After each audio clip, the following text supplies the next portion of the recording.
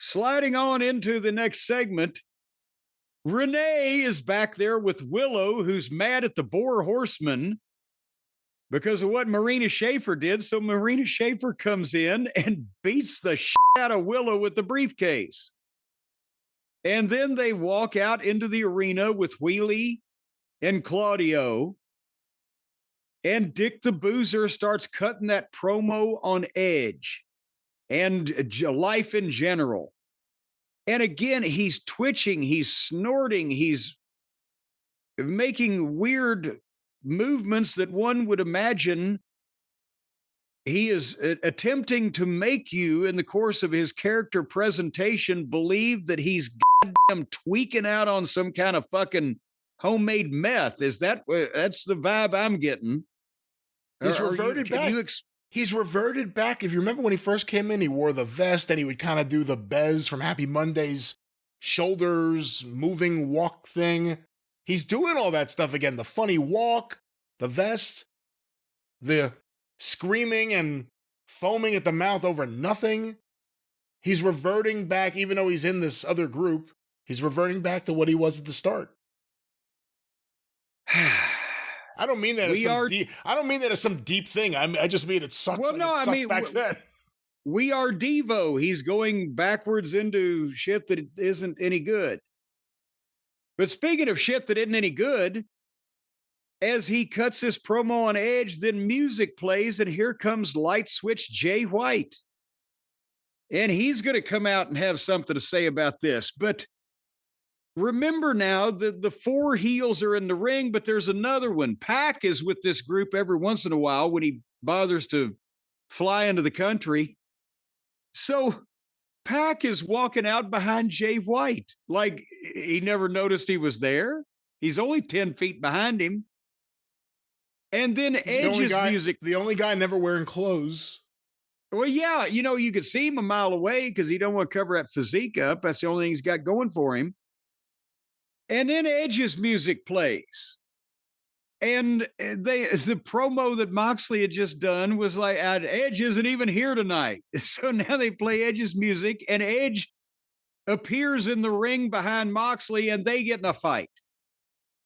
And then the baby faces actually, for once, beat up the fucking heels in this case. The Boar Horsemen were actually on the losing end of this thing.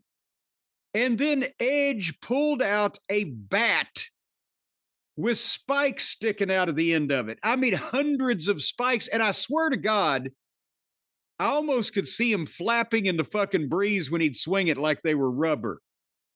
Hey, but go ahead. Remember last week, because you didn't see it, remember I told you on Dynamite that Edge and Jay White kidnapped they stole the briefcase with the belt, and they got it in the ring, and their attempt to break it open was to swing that thing, which they pulled out from under the ring, to break it open, as if that would ever happen. But that's where we first saw that, apparently. I thought it was a throwback to WWE, and we heard from people that said we've never seen that before, ever. No, they wouldn't have that on the WWE television to begin with. And this thing looked ridiculous. And besides that, they're horrible criminals because you can't break into a metal briefcase by smashing it flat. You have to pry it open. You're going the other way. But nevertheless, he's swinging this thing at Moxley, and Moxley is ducking, and so Edge can hit the steps or the ring post or whatever. And Moxley ran off, but the fans didn't care. There was mild amusement. It's fake as fuck. Fake as fuck. And it's just ridiculous visually. It's like trying to get somebody mad by showing them a fucking silent Keystone Cops comedy. It's just fucking slapstick. And then Edge cut the promo in the crowd with the fans around him on Moxley and said he's going to take out the Boar Horseman one by one until he gets to Moxley. So they're doing that again, where he's gonna. But is this the young, exciting new baby face that they're grooming to conquer the Boar Horseman? Edge is 53 years old. He's the only one that they're selling for. What is happening here, Brian? that was one of my thoughts too. This can't all be done to give Edge the rub. Now, Edge has been choked out by Moxley multiple times, including as they finished in the tag match last week in Australia. Based on Tony's booking and classic booking, you would almost think he has to win the belt from Moxley at the pay-per-view. I told you my fears about Christian cashing in. But again, he shouldn't be the guy.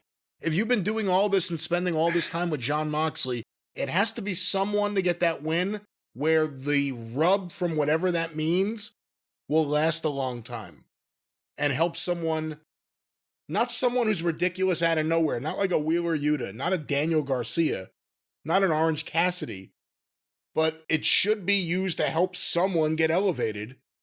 And it doesn't, right now, who's that going to be? But anyway, we move on. Dynamite rolls on.